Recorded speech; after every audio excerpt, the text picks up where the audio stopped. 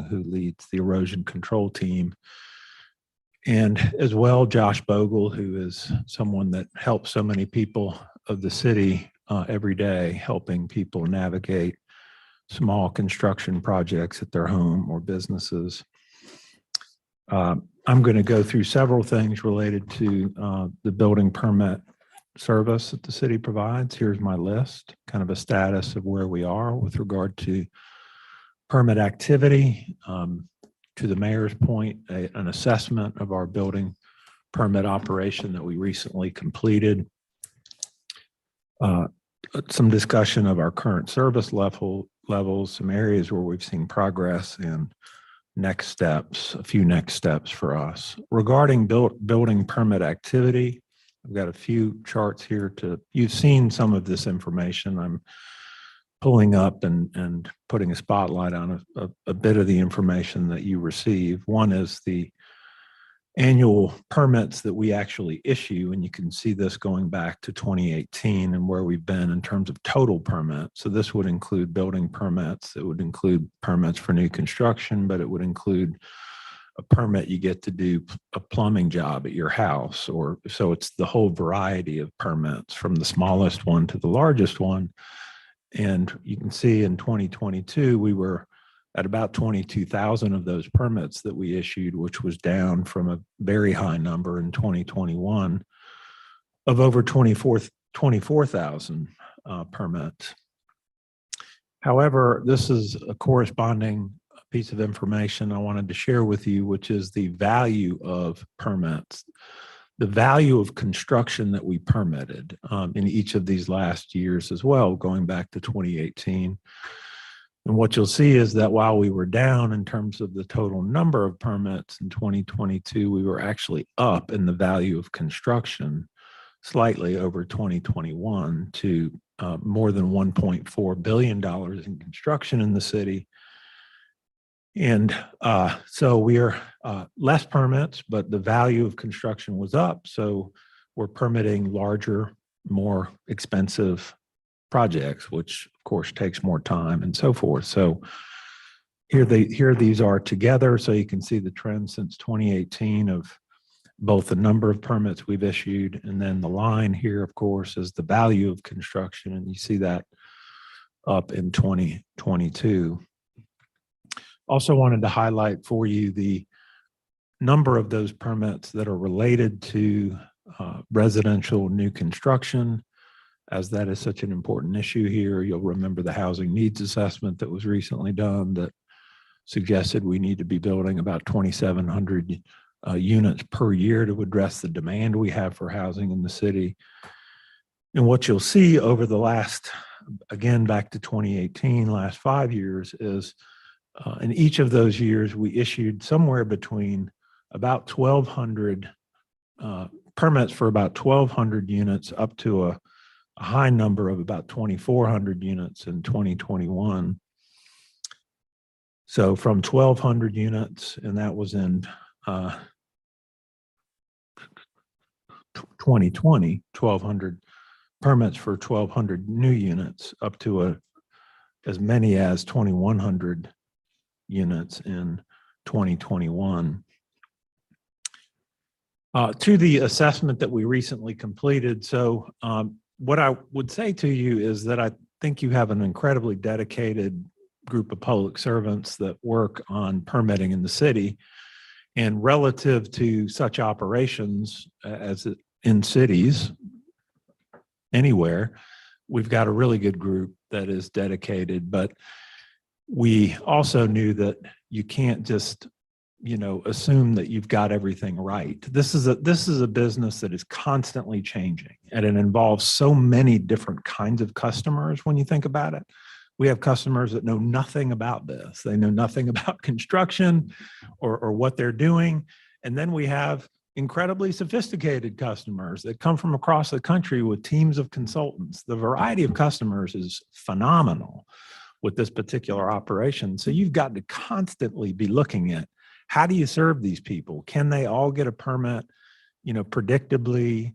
And most importantly, how do you serve those people that know least about the process? Because if you can serve them, then probably everybody else is going to be okay. So we among the first things we did, we went out to seek a third party to help us assess this situation. And they spent a lot of time with us, talking with our staff, talking with our customers to come up with recommendations. It's a fairly significant report that talks about things we can do quickly, and it talks about, you know, where we want to be ultimately. And the first thing I'll mention to you is it gave us a list of short-term actions that we should be looking at over the next 12 months to make improvements that will help in a lot of important ways. This is a lot of this is pretty technical, but it really has to do with what are people's experience like when they come to get a permit.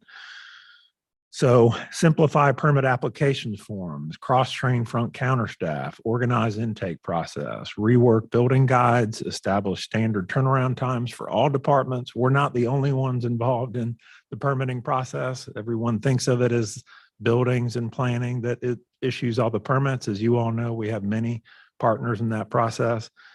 We have standard turnaround times that we seek to meet, but we should have our colleagues that are part of this as well involved in that process. Reworking our website, developing a list of required inspections by permit type, instituting new inspection scheduling cutoff times, implementing a phone tree service, training functional team managers on our dashboards, and establishing processes to get all of our permit applications digitized, which is not a simple endeavor. But these are things that the team, having talked to us and our customers, said, here's some things you can do relatively quickly that will really address questions that come up or where you get snags in the process. So these are the short-term things that our assessment identified as things we can do over the next 12 months and will help. And it's not dramatic because honestly, we're in a relatively good place, although I will speak when I talk about next steps about what's the ultimate place that we want to be within permitting. I'll shift now to kind of the status of our service levels. This is a report that you got a couple of weeks ago that I wanted to highlight. So this is for the calendar year 2022. And on the top left, you see highlighted, again, the value of construction, the total value of construction, and the building permit value of construction. Those numbers are the highest ever in the city's history. So I wanted to mention that. And then in the bottom right, our list of inspections. And just to highlight that as well, that is the highest number of inspections also ever in the city's history. You do see reductions in the total number of new units, multifamily and single family. As you all probably know from the information we send to you, it's single family that's off the most right now and was in 2022. And then as well as the total number of permits. This is getting into some detail here, but I did want to, this is a report that you get occasionally that I wanted to concentrate on and point out a couple of things to you that I think are important for you to know. So this is from the last quarter of 2022, and it looks at all of our different permit types on the left column here. So you see single family, multifamily, commercial, tenant improvements, even sign permits are on this list. And then it gives you how long, and that first review is how long it takes us to get a customer their first comments back. And then this chart also includes how long does it take for the permit to be ready to issue. So when you talk about ready to issue, that means that involves all the back and forth that we have with a customer. So you can imagine on a big project, a big multifamily building or commercial, mixed use, so forth, there's a fair amount of back and forth with those permits to make sure that they're ready. So that ready to issue time has to do with not just our time, but the applicant's time too, to address issues that come up in terms of their plan sets and all those kinds of things. So you can see here the time it takes us to get the first review and then the time it's ready to issue. Now, when something is ready to issue, that doesn't mean it's issued because the person who has submitted the application for the permit, when they're told it's ready to issue, they need to come get it, which means that they have to pay a final bill because way that the fees associated with building permits are charged, you have some at the end that you pay, and then the permit is issued to you. So sometimes people come right down and get the permit once it's ready to issue. At other times, not so much so. They might leave it for a little while. So that's what you're seeing on this chart. I did want to point out to you a couple things. The areas where we need to really, we feel, improve things. One is in multifamily and large commercial. What you'll see here is the number of days to get your first review is 42 days for the multifamily and 31 days for the commercial. On the commercial, we have what are called SLAs, service level agreements, on all these, each one of these permit types, in terms of how quickly we turn around those first comments. And we're meeting them in most cases. We're actually close on the commercial because that one is 30 days. But on the multifamily, the large scale multifamily at 42 days, our service level agreement is 30 days there. So that's one that's over. The one thing I'll point out about that is these SLAs were created many years ago, more than 15 years ago, the service level agreements on the multifamily, for instance. And the nature of multifamily construction in the city today is very different than it was 15 years ago. We're dealing with much larger, more complex buildings, often with apartments and so forth, over parking and these kinds of things. One of the things that we do feel we should be looking at is should we be updating this kind of information? But I will say, when it comes to those more complex reviews, that is an area that we're constantly struggling to find qualified staff to do. Those are people that are in great demand within the marketplace. When you're talking about building plan review for more complex projects, these commercial and multifamily ones, that is notoriously a position that's hard to recruit. And so I'll come back to that when I get to next steps. But anyway, that is an area that we really need to focus on. The second one is tenant improvements here, and you'll see different tenant improvement categories. You've got 1, 2, and 3. One issue with that is that the service level agreement, in terms of how quickly we turn around those first comments, goes up by the number, because each are more complex. We are meeting the SLA for the level 1s.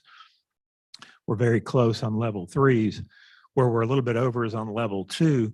And one issue there is that people tend to submit level 3s at level 2, just because, trying to get to a faster time. That isn't necessarily helpful, because if it is more complex, it ends up getting kicked to a level 3. So that we're working through that, how to clarify those types of submittals such that we don't have so much bleed over when it comes to those.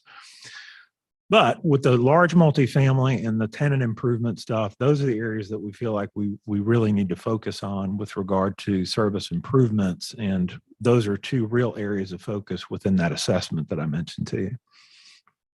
A couple of bright spots within the department. This is a group of people that are called our permit technicians.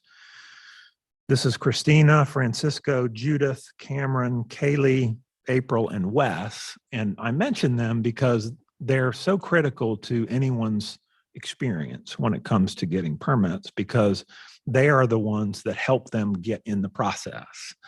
So if you come to the planning department up the elevators, they'll be to your left. And it wasn't long ago that this group had a lot of vacancies, and morale was very low. And thank goodness, over a relatively short period of time, we are fully staffed, and that group has been reorganized to some degree, has great leadership in Christina and Judith and Christina. And the whole situation with this group has utterly changed. And so we have, for the residents of the city and those doing business here, a group that is full and is motivated and talented, that's now leading that intake process and getting people started with their permits. The one other thing I'll mention is we just recently, he's not actually a new addition. This is Joe Bruce, who's been with the city for some time. He was in the fire area within buildings, but we recently moved him to become the project manager for affordable housing projects. He actually started that position on February 1st. And it's already evident. And Joe is an amazing person and employee for the city. He also is incredibly well organized and creative in the way he approaches this work. So he is the perfect person for us to have to devote to people that are building affordable housing in the city, to help them navigate all of the permitting processes, not just ours, but even those that are outside of the city and outside of the department. Joe's going to be helping those that are building affordable housing navigate all those processes to make things go as efficient as they possibly can, from zoning on through permitting and to the certificate of occupancy for any project. I will say within the project management group, which really focuses on economic development type stuff as well, large scale commercial, something like Micron would be a project manager project. We do have Ron is leaving soon. He's retiring. You might know Ron. And we have promoted someone, Julie Romig, to replace Ron as well. So that shift will be happening later in February. Julie's a plan reviewer on the more complex, multifamily stuff. So there's a hole there that we've got to fill. But anyway, the project management group is changing, and we've got some really great people there, along with Angie, of course, who's been there for a little bit, who's wonderful, comes from the zoning side of things. So we've got a really great team within project management, and we're excited to have Joe focusing on affordable housing. In terms of next steps, I wanted to mention these three things. One is the implementation of those assessment recommendations that I listed for you. There's others, but that was kind of their list initially of these are the things you could do relatively quickly.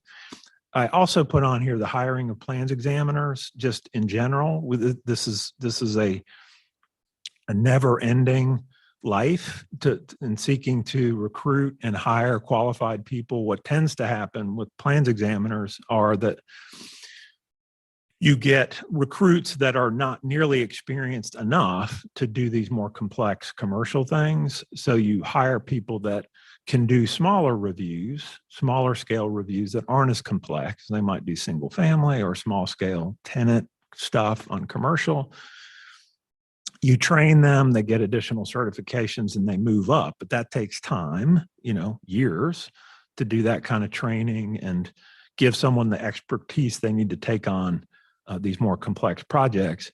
So we really feel that especially with Julie's move to the project management team, we're going to have to find, some way to get some more experienced plans examiners in here as well.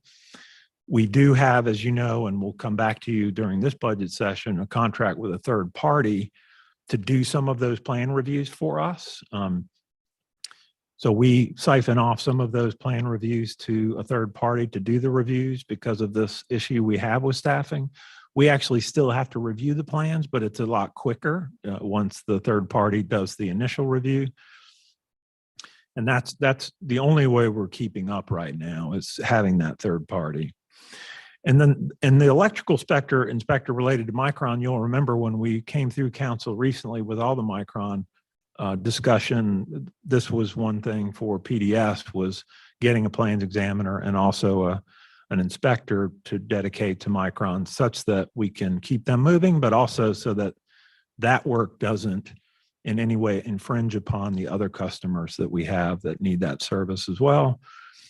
And I wanted to mention the one-stop permit shop. This is, when you look at the assessment that was done for us, what the consultant is recommending, and this is common practice, of course, is to really be moving towards having a one-stop permit shop, such that anything that you need in terms of getting a permit, one can come to both one geographic location, but also one online location to get those permits satisfied, because as you know, for anybody doing a construction project, they're not so interested in all the different layers of permits you need. They just want the permit. So to have the one stop, and I know there's been some history here of having someone like ACHD or the health department or whatever have some time that they spend at PDS, so that on certain days people can come and interact with them. here as well. So that kind of thing, that's an old version of what we're speaking of. But that is when you're looking at where are you trying to get, not just the kind of incremental change we're talking about that will improve things, where are you ultimately trying to get? It really is a one-stop permit shop. And with that, I'll finish and answer any questions that you have.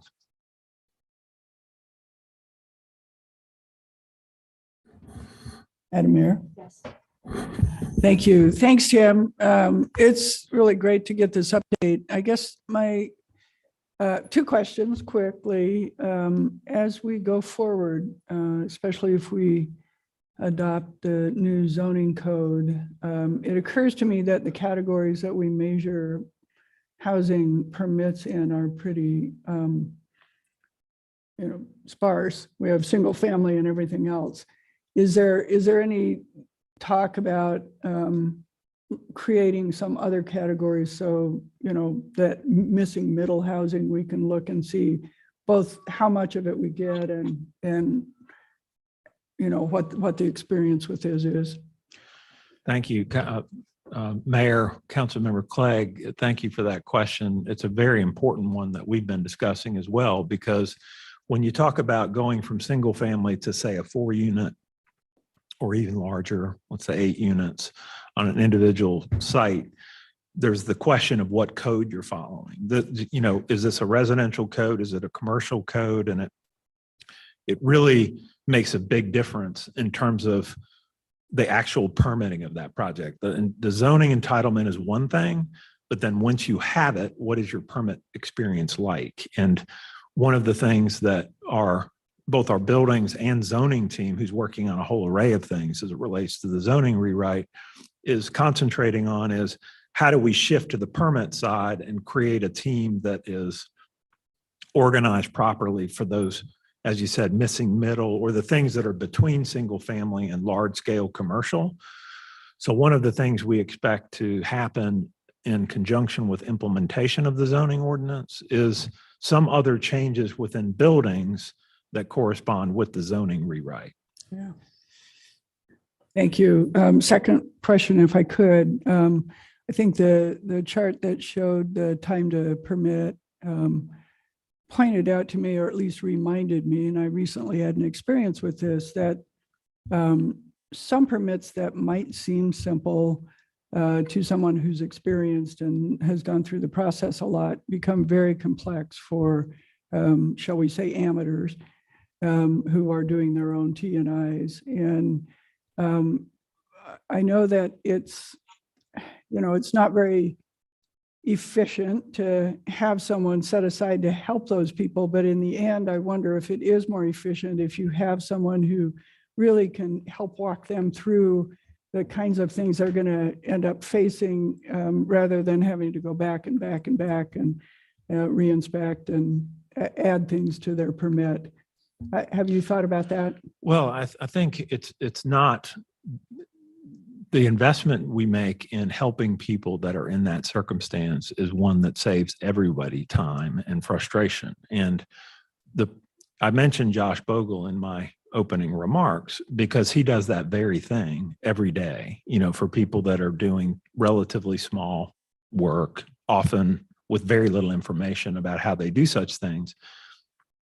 His concentration is really on residential. So to do the same thing for commercial makes a tremendous amount of sense and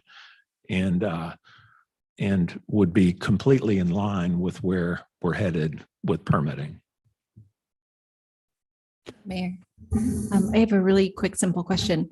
Tim, the charts that you showed us earlier with the valuations of the permits issued, was that adjusted for inflation at all, or do inflationary factors It doesn't. into that? Inflation does not factor in. That's based on a chart that defines what costs are when you submit for a permit, and that chart in terms of what is defined as the value doesn't change every year. So it's actually 5 or 7 years that it changes. So there Gotcha. isn't inflation on an annual basis associated with those numbers. Okay, so it's not based on actual costs. It's based on like a. Yes, on there's a chart that defines Okay. these are what the costs are. Great. Thank you. Appreciate that.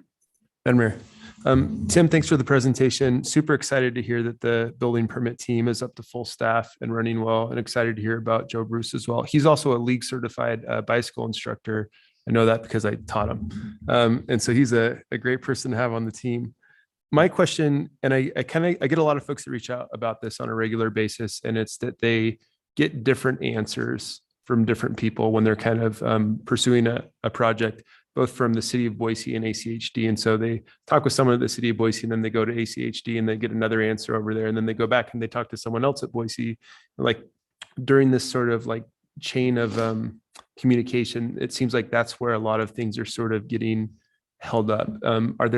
Is that kind of what you're talking about when you're talking about that one-stop permit shop, or how can we work on ways to be more consistent? I also realized the irony in that last week we had 2 decisions that were 3-2 from council.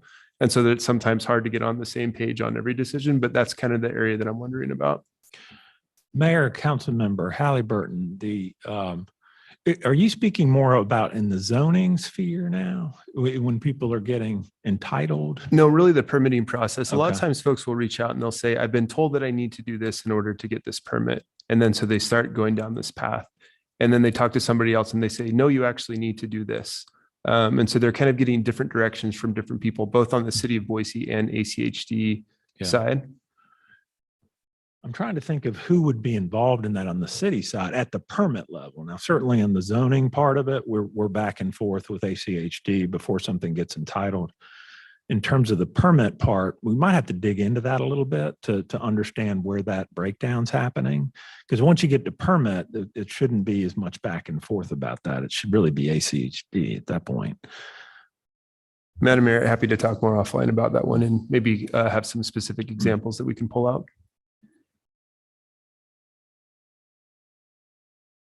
All right. Thank you, Tim. Okay. Very much. And next, who do we have presenting? Yeah, turn my paper over. Karen. Welcome, Karen Gallagher. This is our annual request to ACHD for transportation. Looks like Tim's staying here for this. And we've got a team of other folks from PDS that are here as well.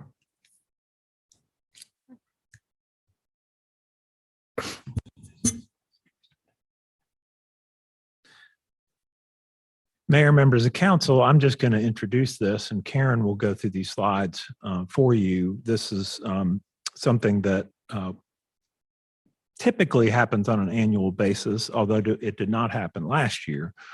ACHD does request that our input on their 5-year work plan, which is a very important process. It identifies a variety of things, and Karen will go through this, whether it's maintenance or new capital projects or what are called community projects that are included in their 5-year work plan, which means they're headed towards their capital improvements plan and implementation.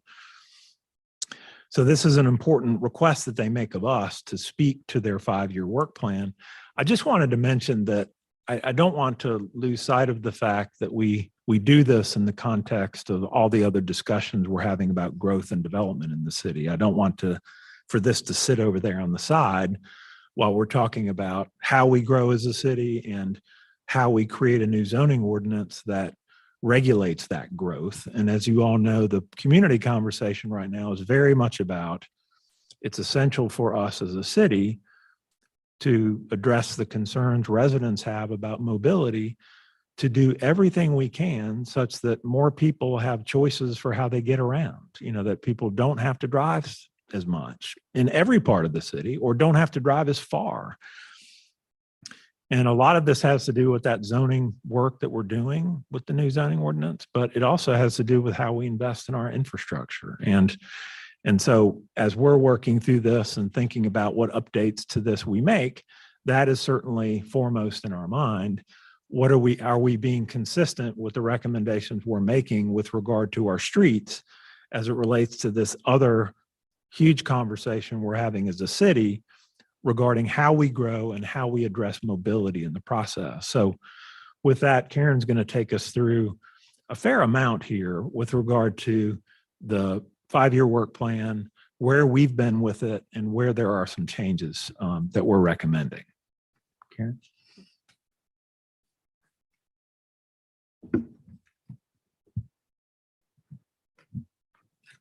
Thank you, Madam and Council. I'd like to say also with us today from ACHD are Christy Inselman and Margaret Zellis that can help us with any other additional questions should you have them.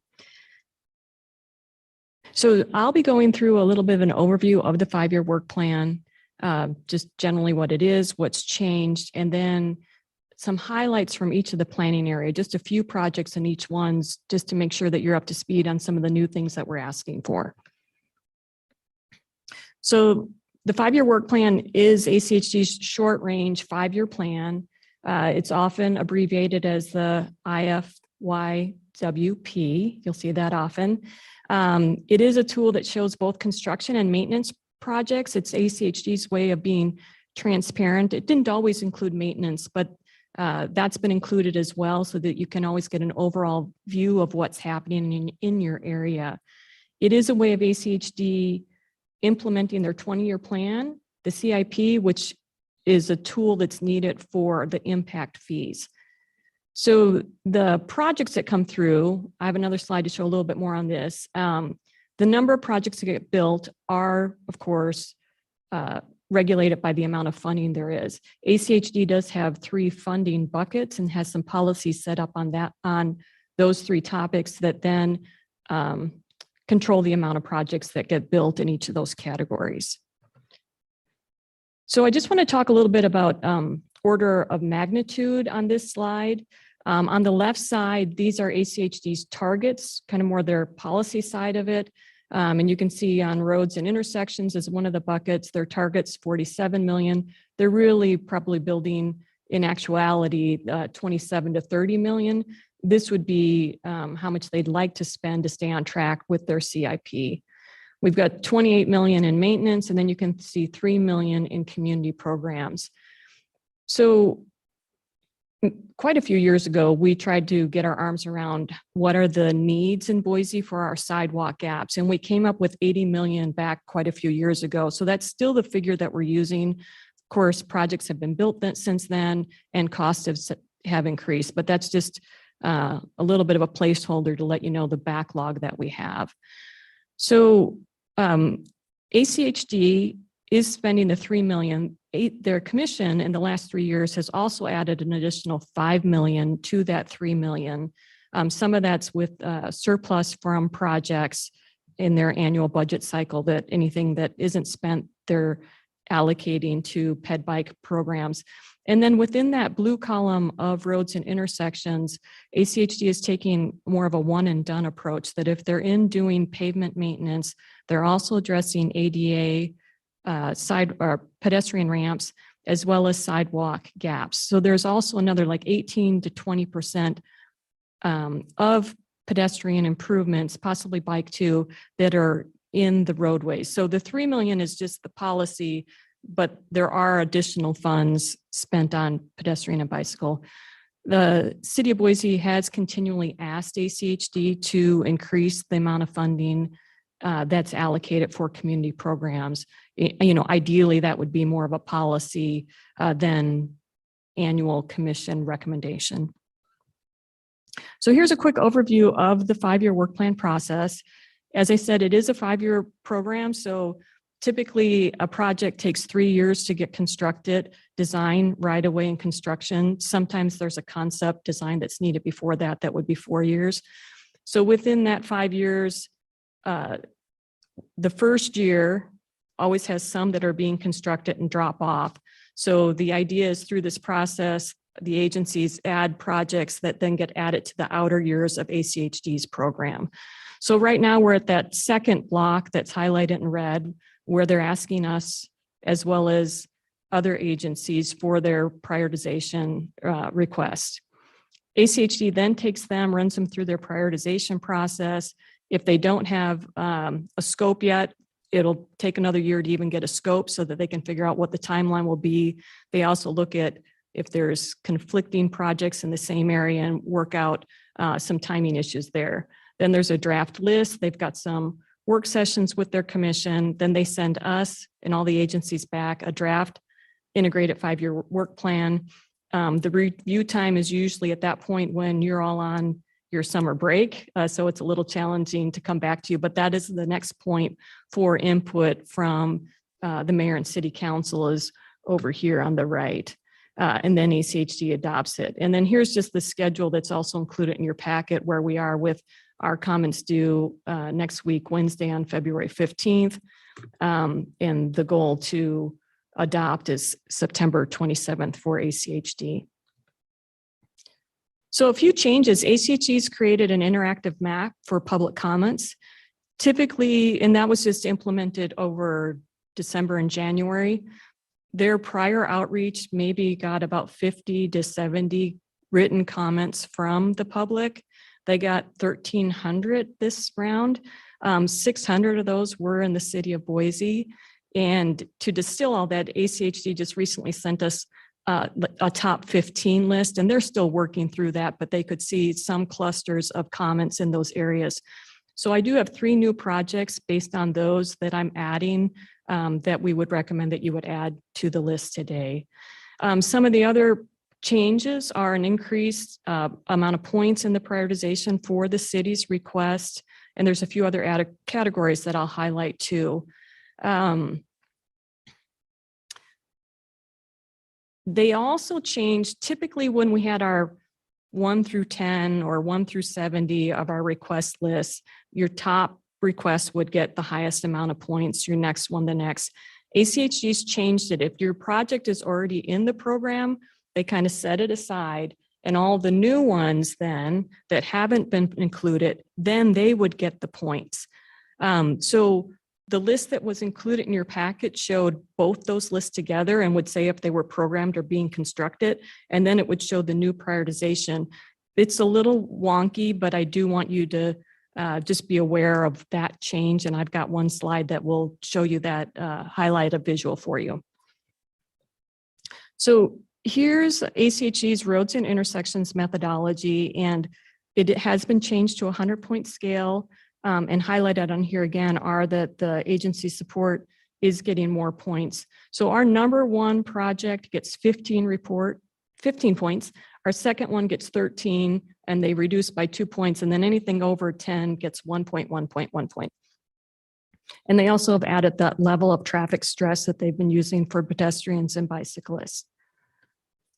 This is a visual that I wanted to share with you that shows which ones still need to be included in the prioritization process and would get points, and then the other ones that are programmed.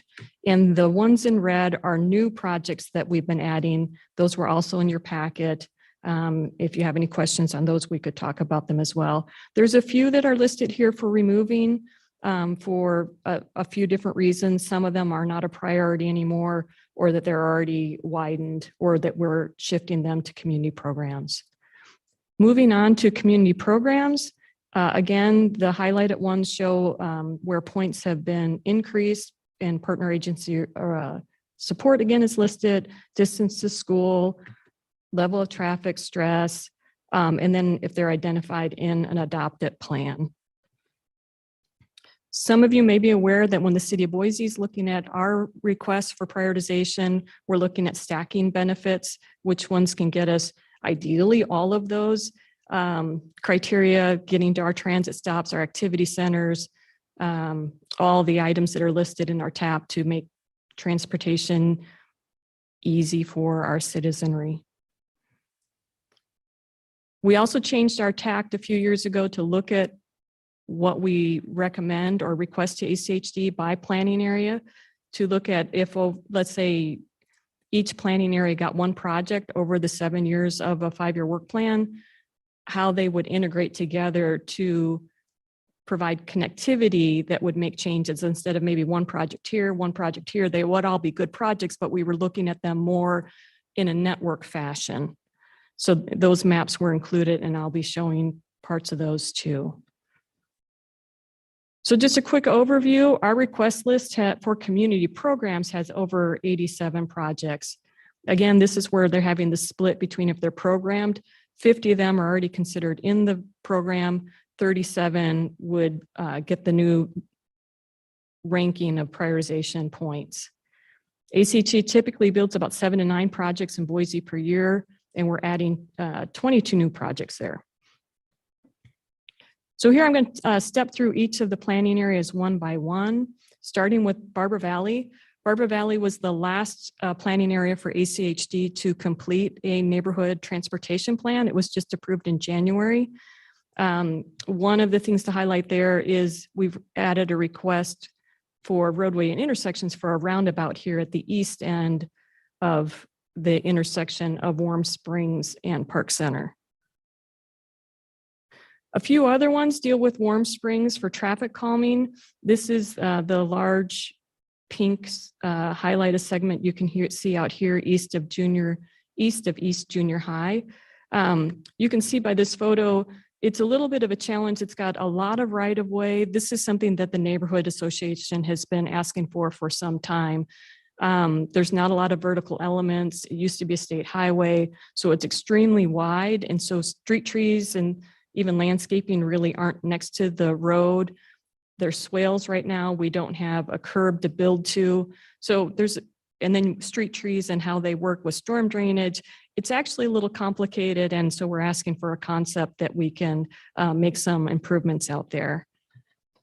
The other one, some of you might be familiar with, it's this other pink segment, which I'm just calling the bypass segment of Warm Springs here. This is another one that has right of way for 5, and it has 2 lanes for the most part right now. There were some changes to the specific plan for Harris Ranch that changed the bicycle network. With the extra right of way, we think it'd be wonderful if we could get a detached multi-use path on this road, specifically on the north side. Moving on to the Central Bench. This was the first plan ACHD did. It was the city's request to target this area first because of the need. That was in 2012. So this is the first one to get updated. And we're going to talk a little bit about some of the projects that came up through the development here off of Victory Road down in the southeast corner of this planning area, as well as the Emerald Overpass. This is Emerald's one of our great connections for bicyclists. The overpass itself, though, is a little challenging and could use some safety improvements for both pedestrians and bicyclists. So we've added that one to the list. It's a great candidate possibly for some grants and working with ITD. The other one is this is the only planning area that I've got more than a few slides on, just to make sure that you're up to speed on what we're asking. So near Victory Road and the developments there, it came back to us again that there's need for improvements over the railroad crossing in that segment of Victory, as well as working out a crossing at the east end at Federal. Annette and Malad, the sidewalk needs were also brought up. Those are safe routes to school routes as well. And we've included the signal both at Malad and Targhee on our list to ACHD.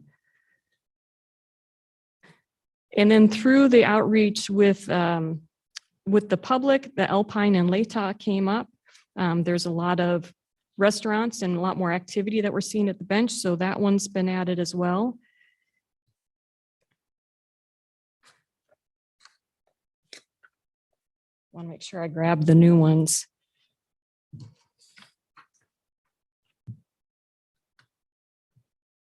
And then moving on to downtown, good news, the 11th Street Bikeway is heading towards completion. We're also tracking with Boise State and ACHD on Capitol Boulevard. The concept plan was just adopted by ACHD in the last few months, so we're really excited to get that critical connection improved for bicyclists from the Central Bench down to the river. We are also recommending adding Myrtle and 9th. This came up as a hot spot in the comments from the public on pedestrian crossing improvements. And 15th and 16th and Americana, we're asking for a concept plan to look at reallocating the pavement there. ACHD is repaving part of it come this summer, but we also realize that it's another critical connection connecting to the bike lane up in the north end and Emerald and Shoshone and Roosevelt. We've got bike lanes on as well. And we've got some improvements there coming down the bench, but things get a little tight on some sections and there's quite a few traffic lanes. There's some parking. We're thinking that there's a win there to maybe get some better protection. And through the conversations with ACHD, they said the best way to do it would be to ask for a concept plan. Moving on to the foothills, there's a few bike ped crossings that we're asking for at Lancaster and 32nd, as well as some sidewalk gaps and traffic calming up in the foothills in some various locations. This is one of the other recommended additions that wasn't in your packet from the public is on Bogus Basin from Hill to Curling to ask for speed mitigation.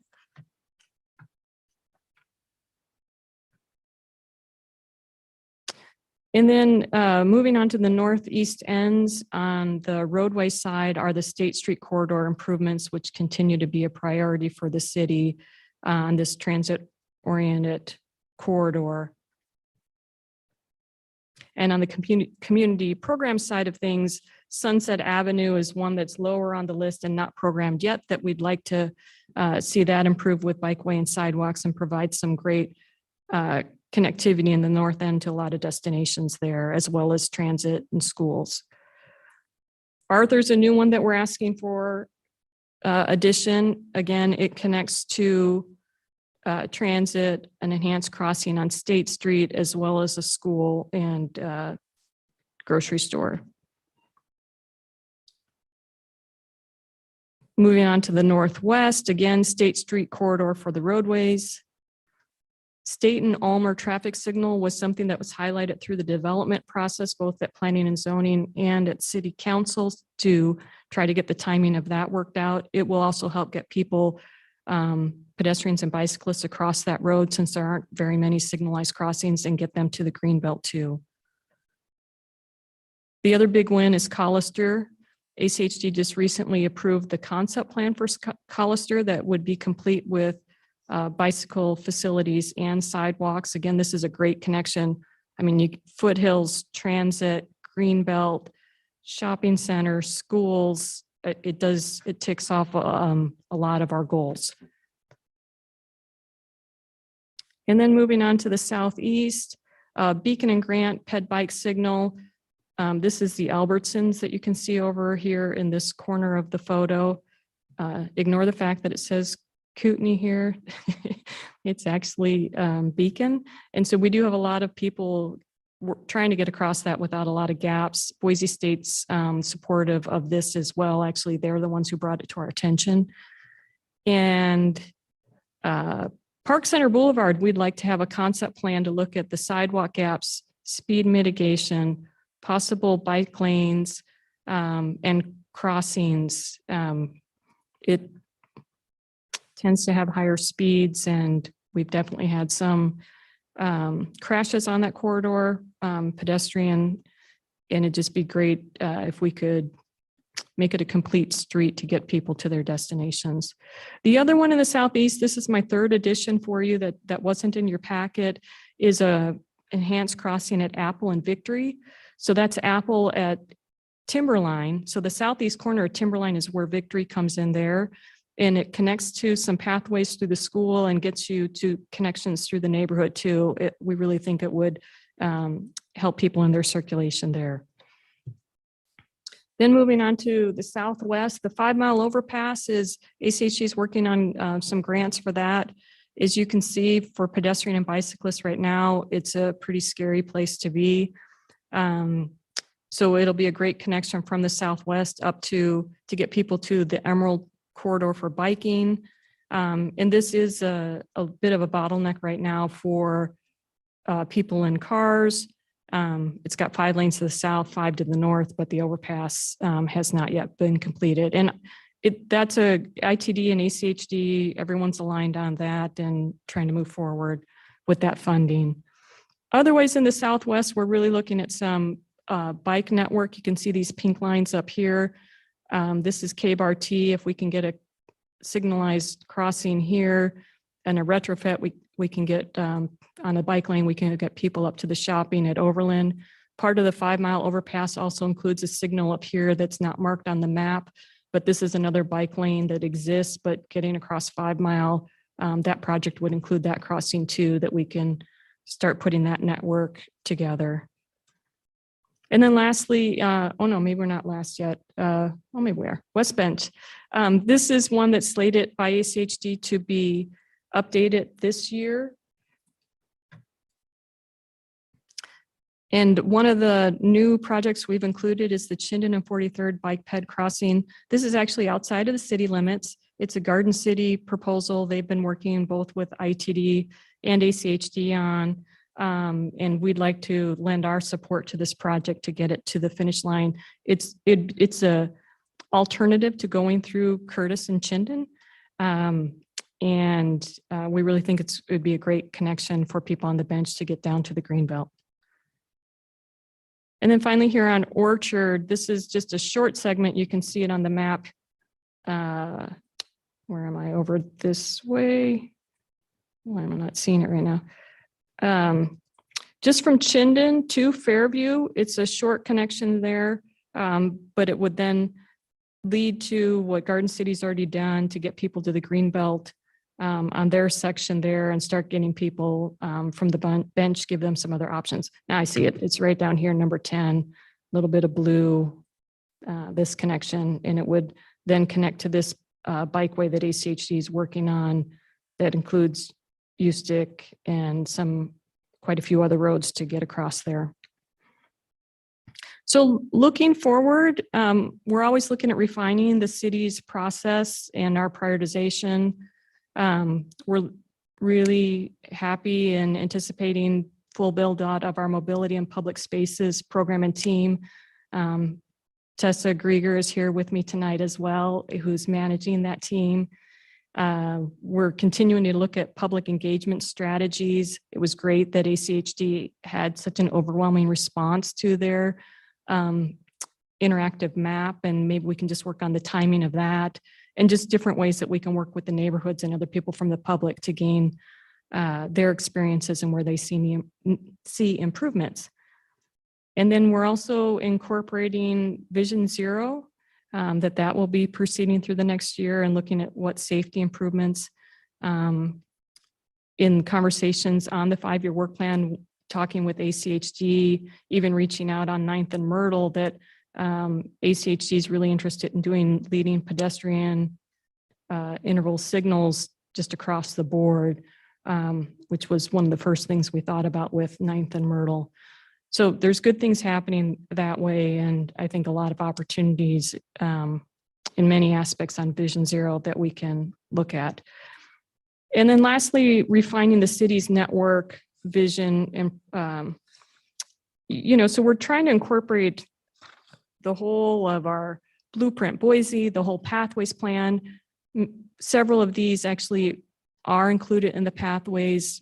Of course, we've got more work to do on the pathways as we go forward, as we build out that team, and just pull the zoning code where we're looking at our densities. Like I said, the pathways, just pulling all that together and really all these layers that we're trying to meet our destinations and give people options to just more refine that, solidify our team, and bring something even better back to you next year. So with that, if you have questions or feedback, otherwise our requested action, ACHD requests an official action from the city to approve the list that we send over. So we would put a cover letter with the recommended projects that were in your packet, as well as the 3 that I mentioned, the Bogus Basin speed mitigation, the 9th and Myrtle crossing improvements, and the Apple and Victory enhanced crossings, as well as we would recommend in the letter that we show our continued support for State Street. Many of those segments are listed for future. So we'd like to work together on some next steps to see what we can do to get those constructed.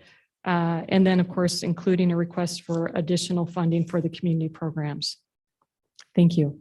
Great. Thank you, Karen. The mayor had to step out until the evening meeting, so I'll be running the rest of work session. Are there any questions for Karen? Councilmember. Madam Mayor, I have a question. Thank you. Thanks, Karen. Thanks for the really good work going through the list and responding to the public comments and adding the things that you added. I have a couple of questions. This one I think I know the answer to, but a few years ago, I had requested that we at least look at another entrance to the connector at 23rd. I see this as that's removed from the ACHD list. Never seen a review of that showed that it was or was not feasible. So has it been shown not to be feasible, or is it being added to an ITD request if we ever did it? Madam Mayor, Council Member Clegg. So one, ACHE said we see that on your list, it's really an ITD project. Right. Additionally, there's more work that's being done on the downtown planning right now. So I figured we could look at it through that lens as well, but leaving it on this list was probably not appropriate. That's what I thought. I just thought I'd ask. Thank you. I appreciate that. So one of the things that I've noticed as we've done some of these bigger projects, and I'll use the one on Morris Hill and the one on Nez Perce as an example, and some of the things I've heard about the design on Collister, that we tend to lose more trees than maybe we need to, or we don't replace the trees. So as we ask for, and it's a trade-off, we need these bicycle and pedestrian projects, no doubt. But can we reiterate that in addition to the bike ped facilities, we also want to make sure that we're doing everything we can to protect the trees that are there or replace them if they need to be taken down. Madam Mayor, Councilmember Clegg, I think there's still some great opportunities to look at how we can try to reforest after projects. We try really hard to work with ACHD to avoid the trees. I'd like to highlight on Collister, kudos to ACHD, because at the city's request, they went back, Good. did some more surveying, looked at ways or areas where we could not provide on-street parking so we could keep trees. So I think that we're really happy with the result on Collister, but it's a challenge. I mean, even Costin in the East End, that one's being further discussed right now. It's hard to have trees removed, but if we want to move forward, some of it, there is a possibility that maybe we don't need the parking on the street. Of course, then it gets connected to the storm drainage, and things get complicated really fast.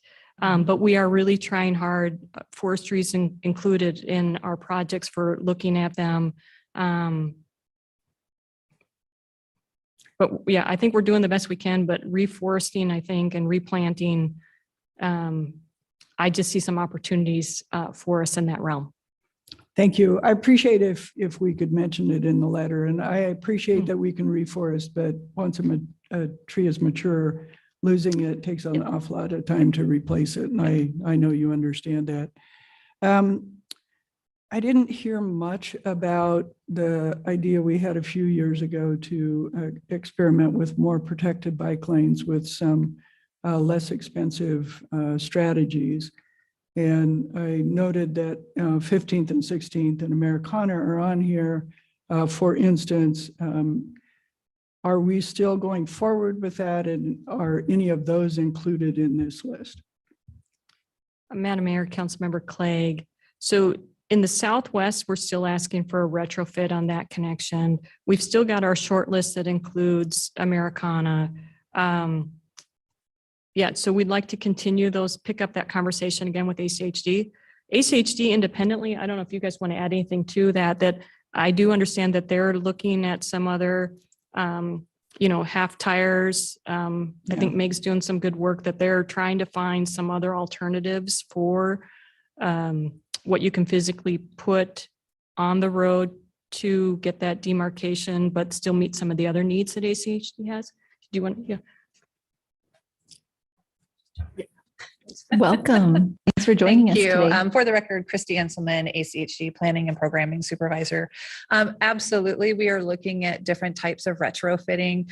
We did a concept study last year for Rose Hill Corridor, where that's a pilot project to do a retrofit, not rip out those.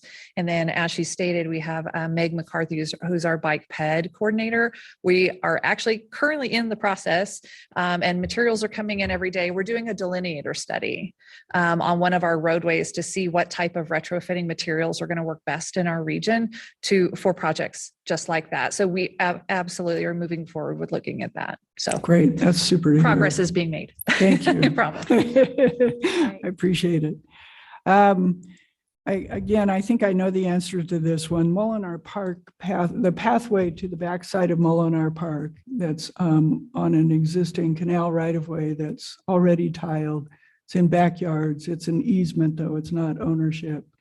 And I don't know if that could be or should be an ACHD project, or it should be just a pathways project. But I never see it on these lists. So I just wanted to note it because it seems like such a low-hanging fruit project if we could figure out a way to do it. So, Madam Mayor, Councilmember Clegg, that one we've all looked at and we were hoping that would be an easy win. There's a property owner there that is not supportive at this time.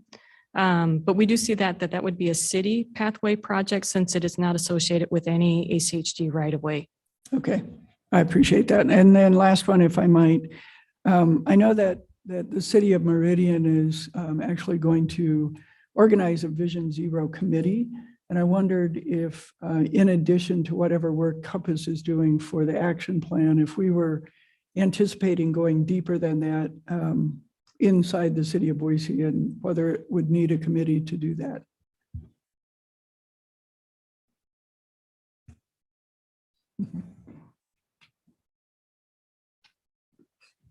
Madam Mayor, Councilmember Clegg, we would very much like to look forward to working with the City of Meridian on anything they have going on, but you will have a dedicated work session to Vision Zero Safe Systems with ACHD later this month that we're scheduling. So we hope that can be some time dedicated just to that issue and how our agencies work together on it. Super, thank you. And then finally, I guess I would just say I'm very supportive of the things I saw in here, especially the additions, especially ensuring that we talk about State Street so that it does ultimately get a plan for how it's going to get programmed, and appreciate your good work. All right, Councilmember Willits, then Begent. Thank you, Madam Mayor. Karen, thank you for the presentation. I have a question, because when we talked with ACHD a couple months ago, it became clear that we can put in our wish list, but that doesn't mean that it happens. And it sounds like there's a prioritization. And one of the things that I'm really interested in is this state and owner light, because we committed to that as part of asking for that in the 5-year plan. Walk me through what happens now. We approve this, it's on the list, then provide clarity about what happens to that and how quickly something could happen now that it's on the list. Madam Mayor, Councilmember Willits. Yes, so it's, I think, number 3 or 4 on our list. So, and that's a new request that will go over to ACHD, then they will give it points. So, and they'll look at what it takes to get that done. So in this case, I think the developer has some requirement for some investment in it. ACHD probably has to bring, I think, something to the table as well to get it over the finish line. So ACHD will take a look at that. It will go through, in their prioritization, they're going to look at what it does for traffic mitigation, all the things that you saw on that one colorful wheel. they will look at that compared to everything else across the county to see where it ranks. So it's going to get a score that way, which includes the city's prioritization.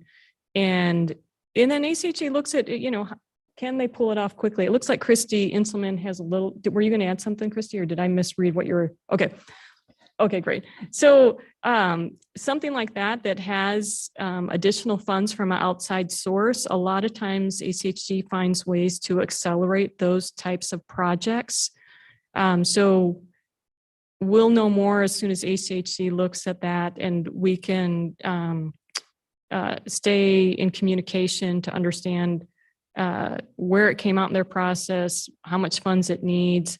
And we do have the opportunity, once they come up with the draft program at the end of July 19th, for us to look at if it made it into the program, where it's listed, and we could give additional feedback to the commission at that time if we thought it needed additional attention.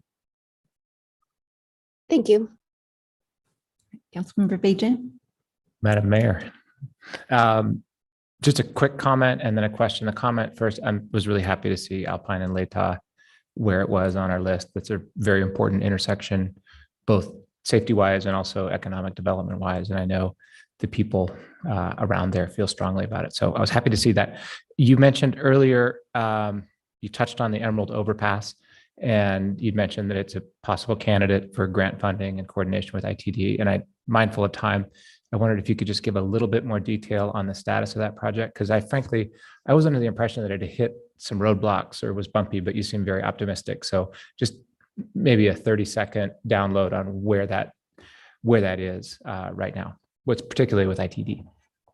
Madam Mayor, Councilmember Agent. So maybe they're breaking that into two different parts. So one, ACHE was looking to see if there were some short-term improvements paving that they could do. And that's coming. ACHE, I think, has a little bit more detail on that if you'd like.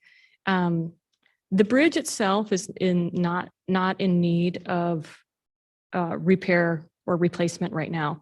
As far as the city of Boise's overpasses go, I think it was 5 Mile, Overland, and then Emerald would be how their list goes. Of course, Cloverdale kind of changed that. I said Overland, I meant Cloverdale, sorry.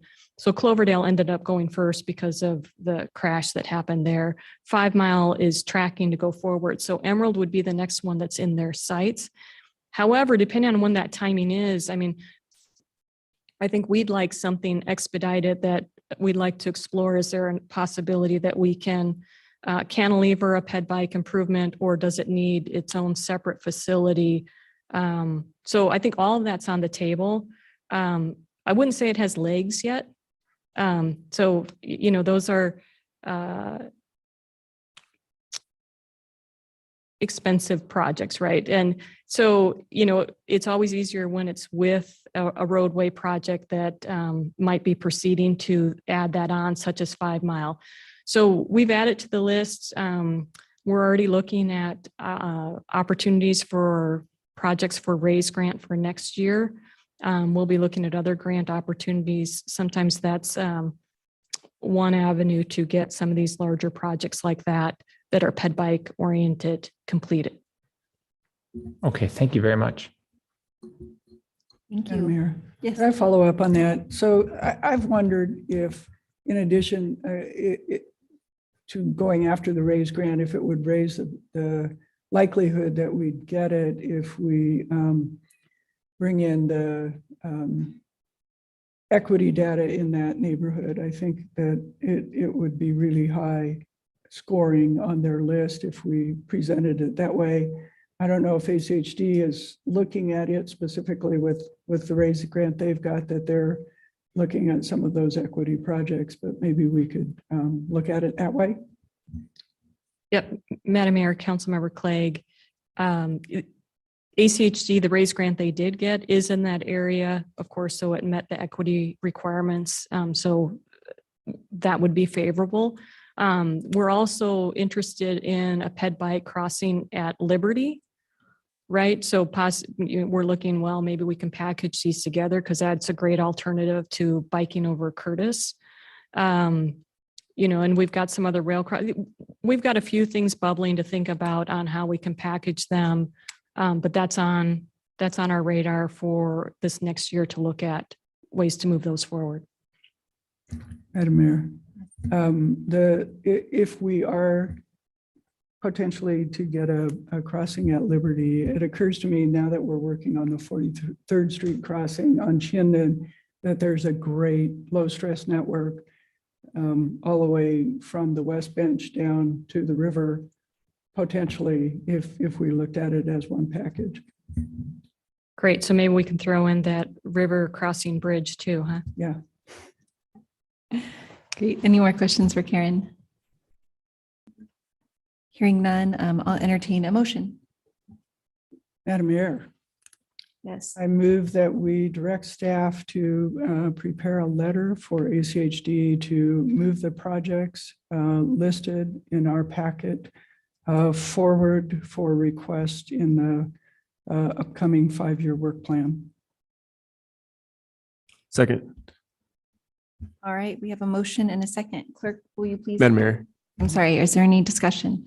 Madam Mayor, Councilmember Clegg also brought up some additional things. I don't know if you wanted to include those specifically or just note it in the conversation. Madam Mayor, I'll actually amend my motion to say and to include the discussion that was had at City Council work session. Second.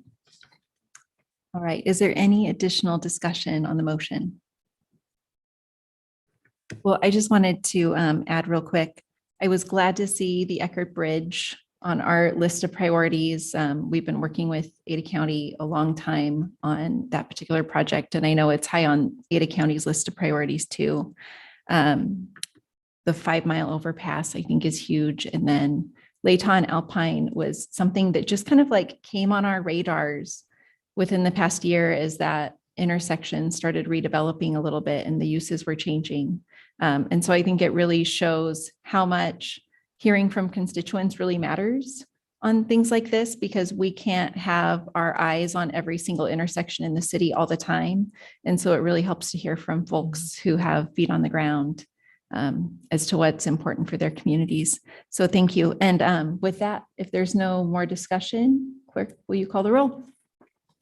Willetts, Yes. Whittings, Yes. Bajent, Yes. Clegg, Yes. Halliburton. Yes. All in favor, motion carries. All right. And we don't have an executive session, so we will see everyone back here at 6.